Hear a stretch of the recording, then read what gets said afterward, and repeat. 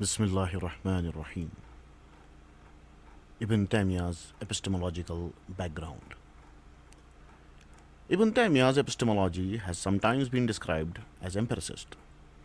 Indeed, for Ibn Taymiyya, of the three primary sources of knowledge, which are sense perception, hiss, reason, aql, and report, khabar, that is testimony, sense perception is most fundamental. By grasping the particulars which reason requires to do its work of abstraction and inference, and is said to be superior to testimony in its grasping of these particulars directly.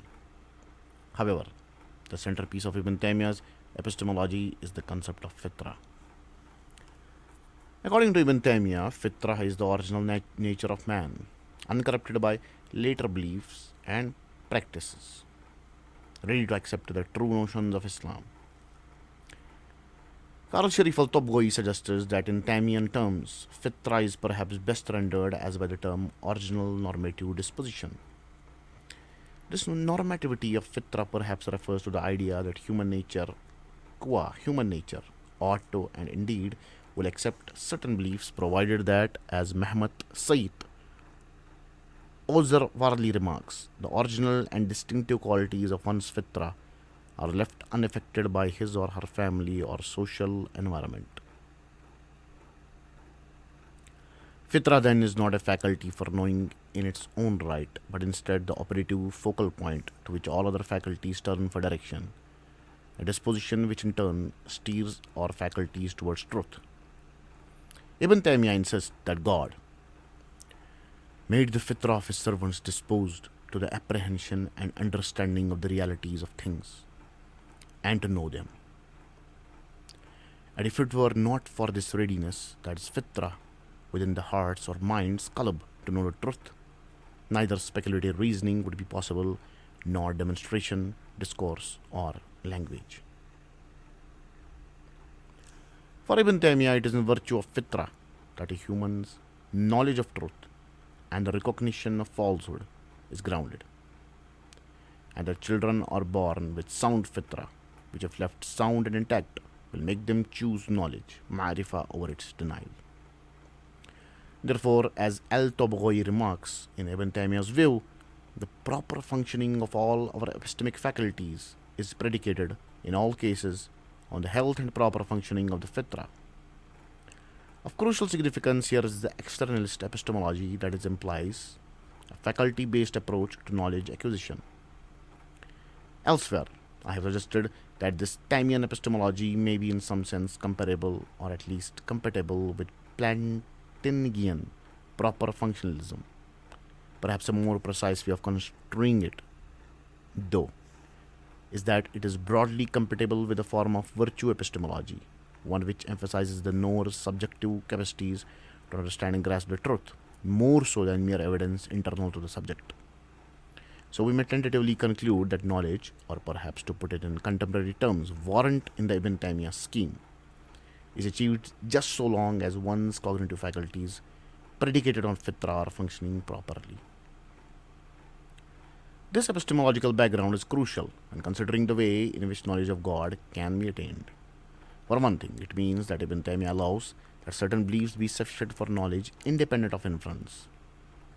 This is roughly what he refers to as ilm-e-zururi, necessary knowledge. Importantly, such beliefs are inclusive of theistic ones, according to Ibn Taymiyyah, for he states that the affirmation of the Creator and His perfection is innate, fitriya, and necessary, zururiya, with respect to one whose fitra remains intact. In other words, the existence of God may be known without recourse to argumentation. If so, then what role do theistic science play in one arriving at theistic knowledge according to Ibn Taymiyyah? The Taymiyan alternative, inference through science. In treating Ibn Taymiyyah's inference through science as in some sense an alternative, I mean to point out that not only does it differ from the sort of approach we have alluded to in the work of Muslim philosopher Ibn Rushd, it also contrasts greatly with the general approach towards proving or pointing to the existence of God in Islamic tradition. Typically, Muslim theologians, mutakallimun, have insisted that because knowledge of God is not necessary, zaruri, and is instead acquired, muktasab, it must be grounded in inference. Therefore, they have usually devised sophisticated proofs for God's existence. For Ibn Taymiyyah, such long winded philosophical methods are not necessary, as Anki von Kugelgen puts it, in contrast to traditional inferences employed to prove God's existence. Ibn Taymiyyah draws on an alternative which he coins God's method of proof through signs. Istidlaluhu ta'ala bil ayat. The consequence of which he considers to be an immediate, that is a fitri knowledge, insofar as the signs indicate the existence of one creator. The concept of sign, ayah, as proof for God's existence on Ibn Taymiyyah's view, then is intrinsically linked to fitra. Indeed, this is what Ibn Taymiyyah explains when he writes that proving the existence of God by way of signs, ayat, is obligatory. This is the way of the Quran and inherent in the fitrah of his servants, adding that the sign, ayah, indicates the object itself, of which it is the sign. Every created being is a sign and proof of the Creator himself. For Ibn Taymiyyah, this method is radically different from the methods of the philosophers, because according to him, the difference between a sign, ayah, and a syllogism, qiyas, is that the sign entails the entity of which it is the sign, whereas the categorical syllogism championed by the philosopher only proves a universal concept in the mind, which shares something in common between a multiplicity of existence. For Ibn Taymiyyah, istidlal bil ayah is the prophetic way. It was the method of the prophets. May God bless them in proving the existence of God to make mention of his signs, ayat, and God's method of proof through signs are plentiful in the Quran. Ibn Taymiyyah also stresses the point that through means of natural signs, God's existence is proven, that is, his particular nature rather than an abstract concept of a necessary being, say stripped of distinct knowable qualities. His signs point to him individually and prove his essential nature as the one being upon whom all else depends. He writes, his signs entail him individually, and whose conceptualization precludes plurality in him. Everything else other than he is evidence of his self and signs of his existence. No contingent existent can be actualized without his very self being actual. All contingent existents are entailed by him. They are evidence and sign of him. But this inference through signs is not to be conceived as inference of any traditional kind. It does not appear to work on the basis of clear steps or premises. Indeed, this is what Ibn Taymiyyah seems to suggest, where he writes that affirming one's knowledge of the Creator and prophecy does not depend on any syllogistics, al-aqisa. Rather, this knowledge is attained from the signs, ayat, that prove a specific matter that is not shared by others. These matters are known by means of necessary knowledge, bil ilm al-daruri, which does not require discursive reasoning, nazar. Perhaps then we might conceive of Ibn Taymiyyah as an inference through signs along the lines of what John Henry Newman coined a natural inference. According to Newman, this natural mode of reasoning is not from propositions to propositions, but from things to things, and the antecedents commonly are not recognized by us as subjects for analysis. Nay, often are only indirectly recognized as antecedents at all. Not only is the inference with its process ignored, but the antecedent also. For Newman, this inference is predicated upon a particular instinct or instinctive perception. In Taymiyan terms, this might be to suggest that Ibn Taymiyyah's istidlal bil ayah could be seen as a sort of natural inference or istidlal in which an apprehension of the antecedent, in this case the signs of God in the natural world, results in an immediate grasping of the consequent theistic belief. For Ibn Taymiyyah, istidlal bil ayah clearly works from things to things, as it is evident in his saying that the very knowledge of the indicant entails the knowledge of the very thing indicated, just as the sun is the sign of daylight. Moreover, this knowledge is only actualized on the grounds that one's instinct, or rather disposition, fitra, is intact and prepared for this recognition. Knowledge of God by way of his signs. As we have seen then, for Ibn Taymiyyah, the pristine way to reach knowledge of God is in reference to the many signs which indicate his existence and particular nature. Whether those signs be what he refers to as ayat al-anfus, signs within oneself, or ayat al-afaq, signs within the horizon and cosmos. Evidently, according to Ibn Taymiyyah, such knowledge is fitri, a natural product of sound cognition. Thus, this knowledge is thought to be rooted in the second cognition of one's qalb, heart, oblique mind, the head of all cognition, and the locus of fitra, which guides all faculties to their true north. Hence, through the apprehension of God's signs, where their fitra is left unspoiled, the heart or mind knows God, loves Him, and worships Him alone. Significantly, according to Ibn Taymiyyah, the signs of God are always known through sense perception, which, as Wail Halak notes, includes both its internal and external dimensions, al-batin was zahir. Above we, scope of, above we spoke of interpreting Ibn Taymiyyah's inference through signs in terms of a natural inference, and this may well be an accurate way of construing it. Yet the emphasis on sense perception here also allows us to view things in additional light. In his perceiving design, Del Rash, drawing on the ideas of Thomas Reid, who died in 1796, argues that belief in a designer from the apparent design in nature can be formed non-inferentially akin to the way in which we form our ordinary perceptual beliefs. Crucially, he suggests that some disposition to form these beliefs is integral to this outlook, or as he puts it, built into our cognitive nature. Concerning Reid's view, he concludes that Reid must be read as holding the view that recognition of a mark as a mark of design is perceptual. In following Rach, we might think that Ibn Taymiyyah holds a similar position concerning the connection between our disposition, fitra, to form theistic beliefs, upon an apprehension of the signs in nature, and our sense perceptual faculties. That is, given our fitri disposition to form beliefs about God, our sense perceptual faculties may be geared up to form non-inferential beliefs about God from perceiving His signs in nature. This knowledge in the Taymiyyah view arises through the proper function of fitra, in conjunction with the relevant cognitive faculties, upon an apprehension of these signs whereby one grasps the necessary concomitance between sign and signified, as a created beings that indicate the creator, ad-dalala al-khaliq, or concomitant with its creator. So it's not possible that they exist without the existence of their creator, just as he cannot exist without his knowledge, power, will, wisdom, and mercy. However, although we have suggested that an apprehension of these signs occurs through sense perception, it may also include signs tied more intimately to reason through a pondering or rational reflection. Perhaps the theistic belief may be elicited upon a ponderance of the natural world through an apprehension of the sheer contingency of all that exists other than God. For it is known that apart from God, all contingent existence entail the essence of the Lord. May He be exalted. They cannot exist without the existence of the essence of the Lord.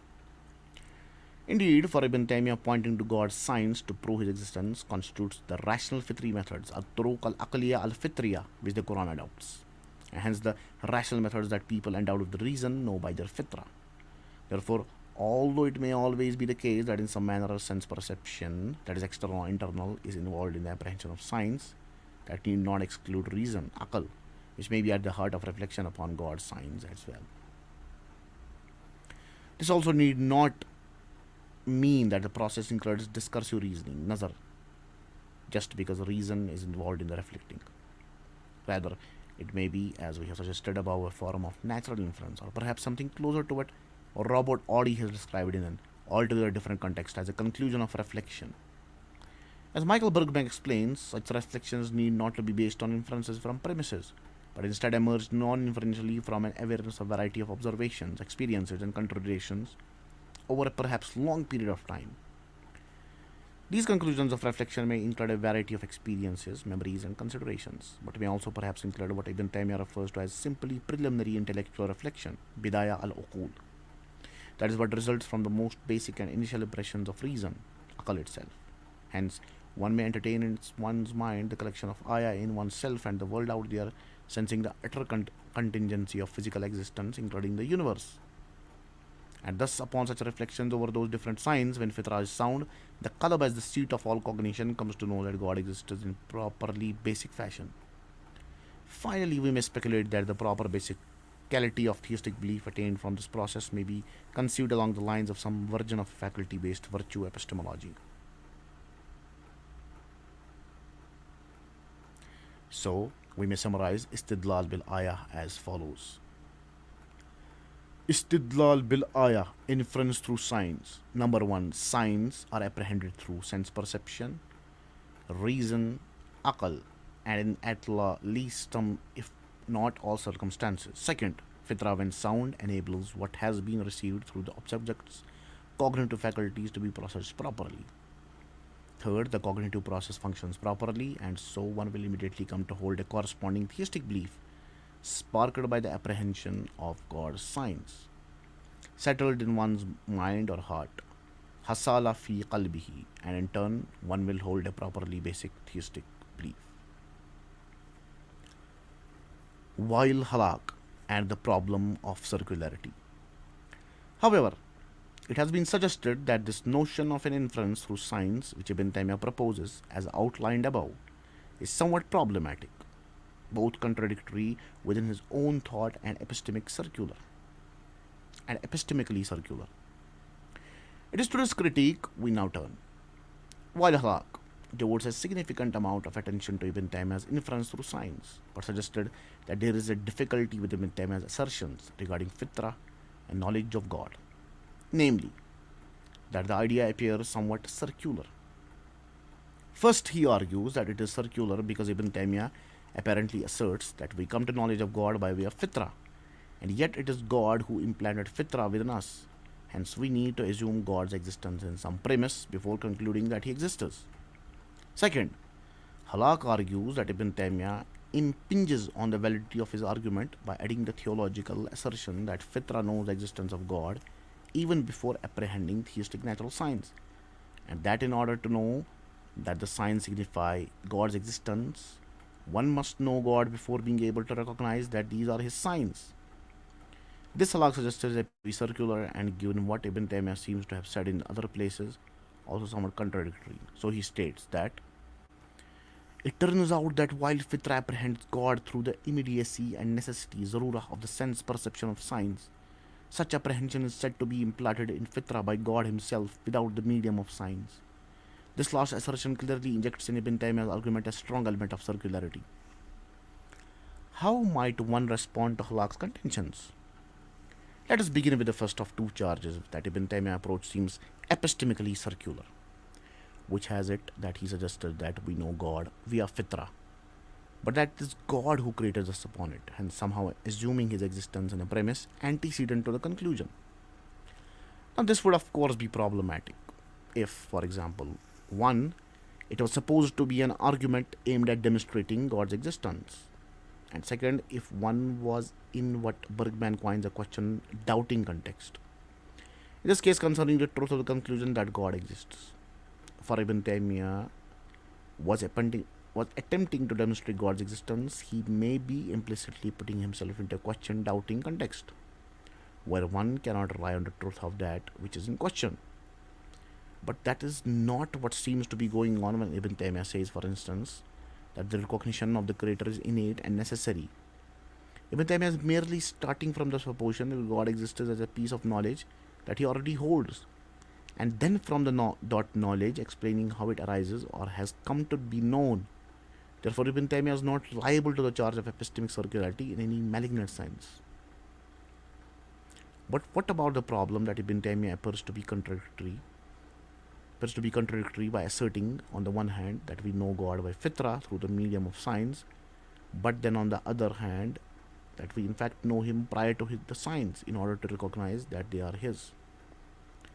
It ought to be made clear that it is not Halak suggests that on occasion Ibn Taymiyyah presents fitra as a faculty for knowing that created things must have a creator, and on other occasions that fitra refers to inborn knowledge of the creator. As Owamir Unjum explains, the second view is explicitly rejected by Ibn Taymiyyah.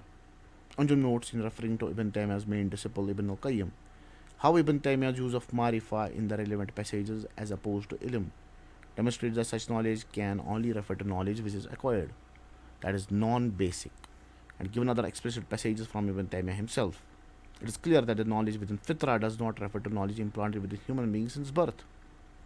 However, still, this does not explain what Ibn Taymiyyah means when he suggested that fitra knows God prior to pursuing his science. Indeed, Ibn Taymiyyah does state that fitra knows the creator without these signs. That knowledge is inherent in it. Had it not known him before these signs, it could not have known that they are his signs. So, how ought we to understand this passage? First, note that, as we have seen, knowledge of God inherent in fitra is not something implanted. Second, Hoover, commenting on some of Allah's contentions, explains that according to Ibn Taymiyya, it is possible that inner voices, khawatir in the soul, alert it to the true religion without external teaching. And apart from corrupting influences, the problem of circularity. The Sheikh still has to resort to external determinative causes. He says that these inner voices are aroused through the aspiration of an angel or other causes that God originates. Now, it is not altogether clear how this would deal with the charge of circularity, because these external determinative causes are still asbab which God originates and hence presuppose his existence. However, what Hoover does help us to understand here more clearly is how knowledge of God, at least in a partial sense, can arise within fitra in the absence of a connection to God's sign, which is not at the same time implanted knowledge, and can account for what Ibn Taymiyyah means when he states that fitra knows the Creator without these signs. But perhaps one can simply dismiss this apparent problem of circularity by recognizing the distinction between knowledge in potentia and in actuality. Indeed, Hoover explains that for Ibn Taymiyyah, the fitra is the religion of Islam, but in potentiality rather than actuality. So we may speculate that the prior knowledge of God before the apprehension of signs simply refers to a kind of potentiality to recognize God, where God not only provides the signs, but also a kind of natural ability to read the signs as coming from Him. In this case, where the prior knowledge is taken to be a kind of knowledge of God, one has in potentia, in one's ability to recognize God. When God prompts one to know Him, there is no circularity. Thus, having addressed the main critique of Ibn Taymiyyah's thesis in the literature, in the next section we will attempt to draw on C. Stephen Evans' ideas on theistic natural science and consider how some of those ideas may help us further understand the utility and epistemic value of Ibn Taymiyyah's thesis, and also where epistemic space may be left for more traditional theistic arguments.